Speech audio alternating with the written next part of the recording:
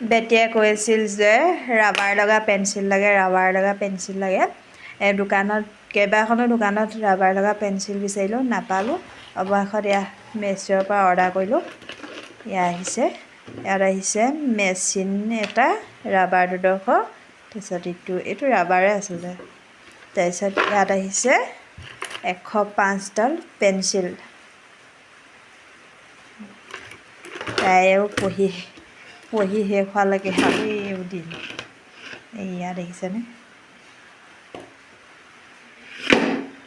উলিয়াই নিদিওঁ আকৌ সোমোৱাবলৈ অকণমান হেৰি হ'ব পাৰে উলিয়াই দিছোঁ চাই লওক